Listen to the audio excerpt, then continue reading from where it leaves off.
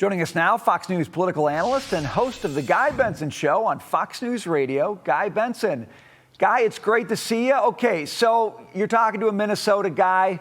I got to tell you, I liked what Joe Thompson was doing there. He was an aggressive. He was digging into what was happening. He was finding a heck of a lot of really important evidence. I'm sad to see him off this case. Is this bad news for getting to the bottom of what's going on in Minnesota? I'm afraid that it might be. And I think it's worth pointing out that just days ago, Tim Walz was attacking this guy and suggesting he should have been fired a long time ago over the fraud situation as he was flailing in that scandal, Walz that is. And then today with the resignation, Walz put out a tweet extolling him as a paragon of public service virtue. So I think that goes to the hypocrisy of the governor. But to your question, Brian, I think this is not good news for Minnesota taxpayers. This guy was hard charging on that issue. And it appears that what forced him out, what made him decide he didn't want to be there anymore, is, at least as far as I can tell with the facts that we currently have, overreach, in my opinion, by the Justice Department. The wife of the deceased woman has gone through something really, really traumatic. Her spouse has been shot dead. Now, I think, sadly, tragically, it was a clean shoot. I think that these were radical activists. I think there's no question about that. I fully support the DHS surge in Minnesota for a number of reasons. I've defended all of that. But to go a step further, I think, strategically, politics, optics, these things do matter in terms of public perception of all of it. If DOJ is pressuring these prosecutors to go harder after the bereaved wife, and it was a bridge too far, even for a prosecutor like this, I just feel like, unless there's some information that I don't have yet, that seems like an unforced error and a bad political calculation at the very least. I'd like to hear it directly from the prosecutors themselves, though. If they're going to quit, then come out and just be crystal about it.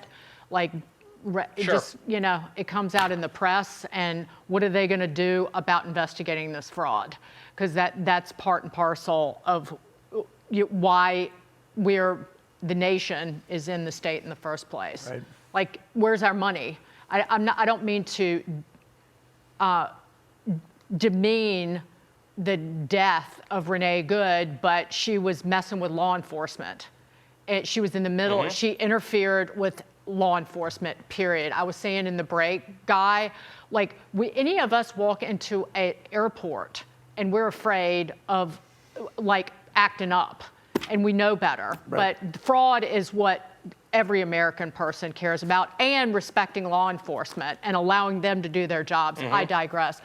Trump and Mamdani. This one's interesting. They're texting each other. I'm not going to say buddies because we don't know what they're saying to each other. But this is according to a report in Axios. Good on them.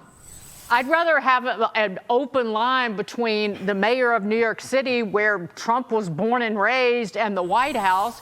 Who the heck knows? And some of Trump's policies are a little, you know, I was joking earlier. It's kind of like DOS capitalism with a K.